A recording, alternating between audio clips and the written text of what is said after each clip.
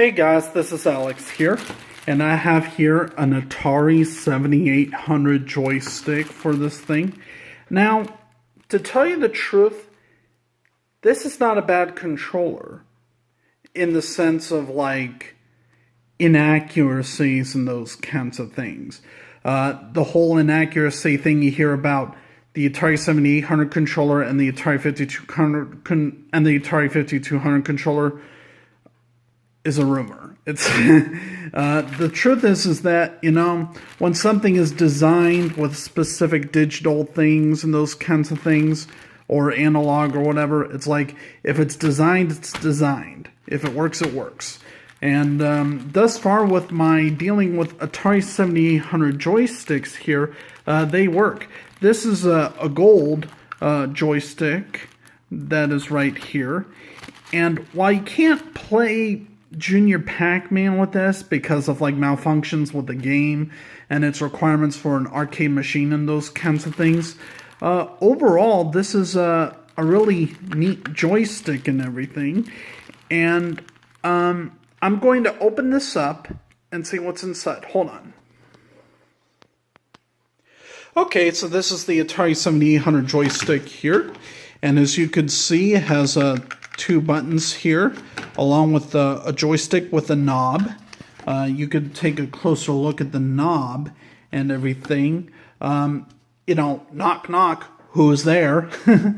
And this is a controller with two buttons, obviously, two buttons on the side. And although this is called the Atari 7800 joystick, actually it's a far cry from the Atari 5200 controller because it has less innovation. It doesn't have a keypad. It doesn't have start, pause, and reset on the front here. It just has a grip. And it has two firing buttons, but it doesn't... You have to, like, press both sides of the controller like this in order to use the firing buttons. And so actually, although this is called the Atari 7800 joystick, in a way, this is actually the Atari 5200 joystick, as opposed to the actual Atari 5200 joystick. It's just by name that it's Atari 7800 joystick, because like when you think about it, there's less innovation here. There's no keypad and those kinds of things. And because of that, this is actually more like 5200 rather than 7800.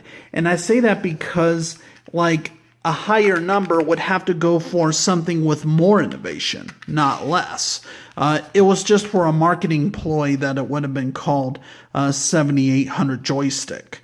But it is a good joystick for what it is, although like the technology and those kinds of things was far outdated even when it was released.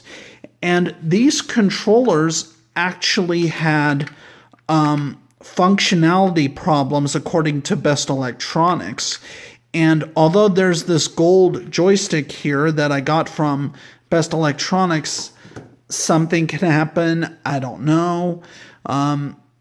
But like I said, if it works, it works. And, well, there's no such thing as a working controller that doesn't work. You know what I mean? You know, I know we have the habit of saying that things work when they're not working and those kinds of things. But we have to keep in mind that just as long as it works and the circuits inside are functioning and everything's roaring inside, everything's highlighting inside and those kinds of things, it should be fine. And this is the 7800 joystick, and I hope to see you guys later, okay? Take care.